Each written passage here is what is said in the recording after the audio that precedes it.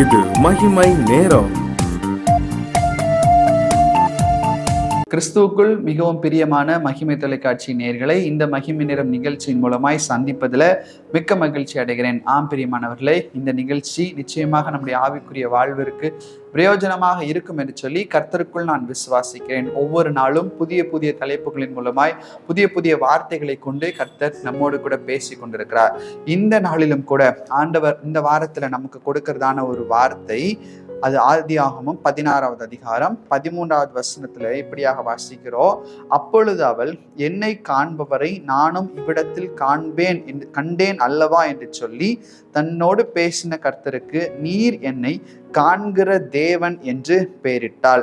ஆகையால் அந்த துறவு பெயர் லகாய் ரோயி எனப்பட்டது. பிரியமானவர்களே, லகாய் ரோயி என்று ஒரு பதம் இந்த வேதாகமத்தில் சொல்லப்பட்டிருக்கிறது. லகாய் ரோயி என்று சொன்னால் அது காண்கிற தேவன் என்று சொல்லி பொருள்படும். காண்கிற தேவன். இந்த உலகத்துல நாம் வாழ்வதற்கு நம்முடைய பார்வை மிக மிக அவசியமான ஒன்றாய் காணப்படுகிறது. பார்வை இல்லாமல் இந்த உலகத்திலே வாழ்கிறது கொஞ்சம் கடினமான செயல். நம்ம அநேக பார்வையற்றவர்களை நாம் பார்க்கிறோம். அவர்கள் இந்த உலகத்திலே நம்மோடு கூட சகஜமா இருக்கிறார்கள். ஆனாலும் அவர்களுடைய கஷ்டம் அவர்களுக்கு தெரியும். அதே போலதான் இந்த பார்வை எவ்வளவு முக்கியமா இருக்கிறதோ அதே போலதான் ஆண்டவர் சொல்கிறார். இந்த இடத்துல ஆண்டவரை குறித்து நாம் பார்க்கிறோம்.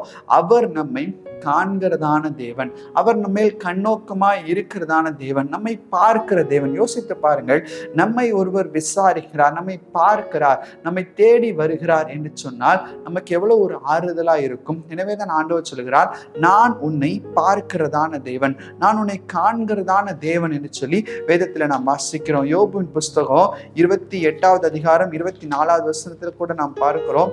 ஆண்டவர் இந்த உலகம் எங்கிலும் அவர் சுற்றி பார்க்கிறாராம்.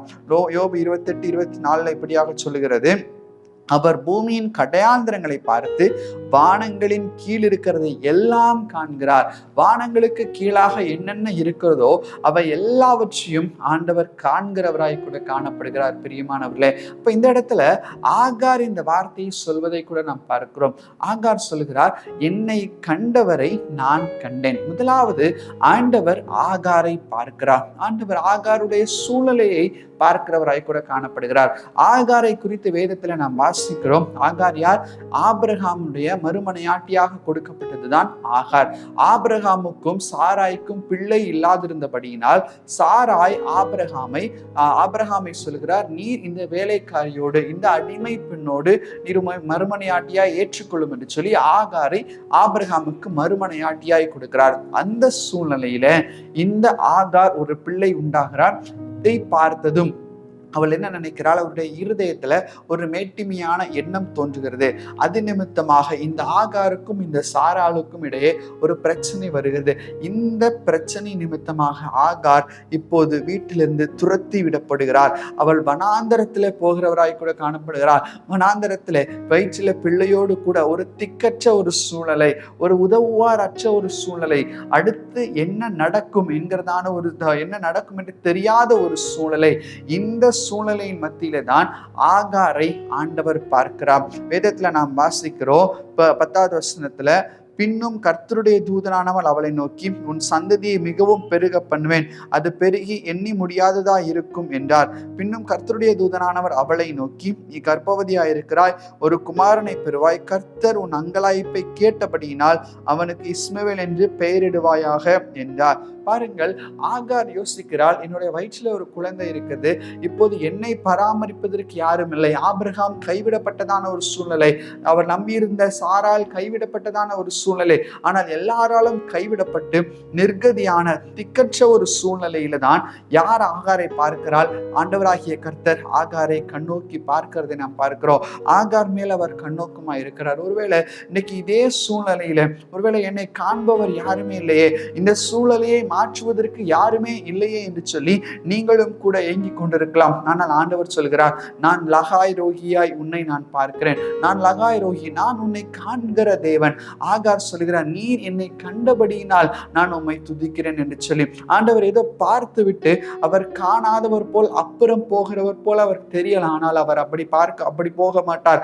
அவர் பார்த்து நம்மிடத்தில் வந்து விசாரிக்கிற தேவனாய் கூட காணப்படுகிறார். ஆகாருடைய திக்கற்ற சூழ்நிலையை கண்டு ஆகாருடைய அந்த சூழ்நிலையில ஆகாருக்கு உதவி செய்கிறவராய் கூட ஆண்டவர் காணப்படுவதை நாம் பார்க்கிறோம். பிரியமானவர்களே, இன்னைக்கு நம்முடைய சூழ்நிலை இதே போன்றதான சூழ்நிலை இருக்கலாம். மற்றவர்களை நம்பி ஏமாந்து போனதான ஒரு சூழ்நிலை.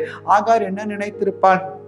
ஆபிரகாம் இப்போது தனக்கு புருஷனாக கொடுக்கப்பட்டிருக்கிறார், தன்னுடைய வயிற்றில் வரக்கூடிய பிள்ளையும் அவர் காப்பாற்றுவாள், என்னையும் அவர் காப்பாற்றுவார் என்று சொல்லி ஆபிரகாம் மேல ஒரு நம்பிக்கை இந்த ஆகாருக்கு இருந்திருக்கும். ஆனால் இப்போது அந்த நம்பிக்கை இல்லை. வேத வசனம் சொல்லுகிறது அல்லவா, மனுஷரை நம்புவதை பார்க்கலாம் கர்த்தர் பேரில் பற்றுதலாய் இருப்பதே நலம். ஆனால் ஆகார் ஒருவேளை ஆபிரகாமை நினைத்து ஆபிரகாம் மேல நம்பிக்கை வைத்திருந்திருக்கலாம், இல்ல சாராள் மேல நம்பிக்கை வைத்திருந்திருக்கலாம். அவளோட அடிமை பெண், அந்த அடிமை பெண்ணுக்கு அவர்கள் 2 பேர் மாத்திரமே உலகமாய் இருந்திருக்க முடியும்.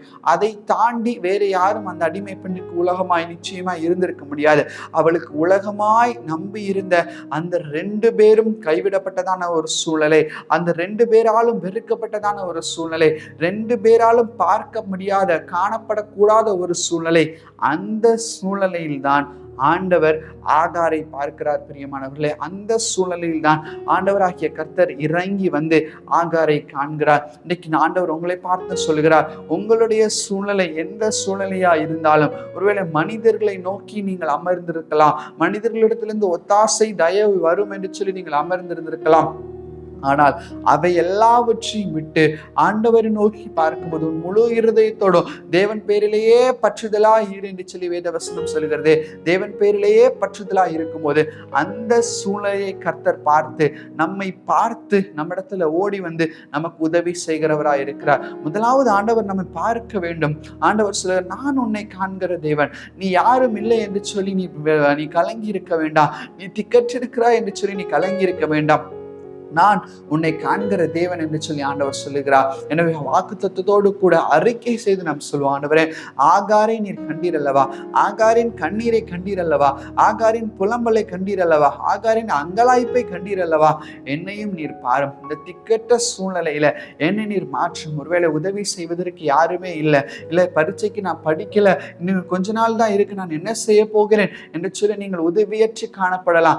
ஆண்டவர் உங்களை பார்க்கிறார். உங்களுக்கு ஏற்ற ஞானத்தை அவர் கொடுக்கிறவராய் கூட இருக்கிறார். இந்த பிசினஸ்ல எனக்கு என்ன செய்வது என்று தெரியவில்லை, யாரிடத்துல போய் நான் கேட்பது என்று தெரியவில்லை என்று சொல்லி அங்கலாய்ப்பு மிக்க வார்த்தைகளை நீங்கள் சொல்லிக் கொண்டிருக்கலாம். ஆனால் அந்த திக்கற்ற சூழ்நிலையில் ஆண்டவர் சொல்கிறார், திக்கற்ற பிள்ளைகளுக்கு சகாயர் நார். திக்கற்றவர்கள் என்றால் நிர்கதியான ஒரு சூழ்நிலை, யாராலும் உதவி செய்யப்பட முடியாத ஒரு சூழ்நிலை, கைவிடப்பட்டதான சூழ்நிலை. அந்த சூழ்நிலையில ஆகாரை எப்படி ஆண்டவர் கண்ணோக்கி பார்த்தாரோ அதே போல உங்களையும் கண்ணோக்கி பார்க்க அவர் சித்தமுள்ளவராய் இருக்கிறார். கர்த்தர் உங்களை கண்ணோக்கி பார்க்கிறார். அவர் லகாய் ரோகி, உங்களை காண்கிற தேவன். அவர் பார்க்கவில்லை என்று சொன்னால் நம்முடைய நிலைமை மாறாது. ஆனால் ஆண்டவர் ஒரு வார்த்தை மாத்திரம் பார்த்தால் போதும், நம்முடைய நிலைமை நிச்சயமாய் மாறும். எந்த சூழ்நிலையா இருந்தாலும் அந்த நிலைமை நிச்சயமாய் மாறும். பிரியமானவர்களே, எனவே அவர் நம்மை கண்ணோக்குகிற தேவன் என்ற விசுவாசத்தோடு கூட நாம் காணப்படுவோம், விசுவாசத்தோடு கூட இருப்போம், ஆண்டவரிடத்துல பற்றுதலா இருப்போம். மனுஷனை பார்க்காதபடிக்கு எந்த சூழ்நிலையிலும் கர்த்தர் நம்மோடு கண்ணோக்கமா இருக்கிறார் என்று சொல்லி விசுவாசத்தோடு இருப்போம். கர்த்தர் தாமே நம்மை கண்டு நமக்கு உதவி செய்வாராக. கண்களை மூடி ஜெபிப்போம். பரலோகத்தின் நல்ல தகப்பனே, ஆகாரை நீர் கண்ட தேவன் என்று சொல்லி நாங்கள் வேதத்துல வாசிக்கிறோமே, காண்கிற தேவன் நீர், லகாய் ரோகியாய் இருக்கிறீர், உமக்கு நன்றி செலுத்துகிறோம் அப்பா. எங்களையும் நீர் பார்க்கிறீர், உமக்கு நன்றி அப்பா. எங்களையும் காண்கிறீர், உமக்கு நாங்கள் நன்றி செலுத்துகிறோம் சுவாமி அப்பா. ஒரு விசை எங்களை நீர் பார்க்க முடியாய் ஜெபிக்கிறோம். திக்கற்ற சூழ்நிலையில காணப்படுகிற பிள்ளைகளுக்கு நீர் உதவி செய்யும்படியாய் ஜெபிக்கிறோம். கர்த்தாவே, நீர் இறங்கி வந்து ஆண்டவரே பூமியின் கீழே இருக்கிற எல்லாரையும் பார்க்கிற தேவன், ஒரு விசை நீர் பார்த்து உதவி செய்யும்படியாய் கூட ஜெபிக்கிறோம் அப்பா. ஒருவருக்கே துதிகன மகிமை எடுக்கிறோம். இப்பரமேஸ்வரன் மூலம் ஜெபிக்கிறோம் நல்ல பிதாவே, ஆமென்.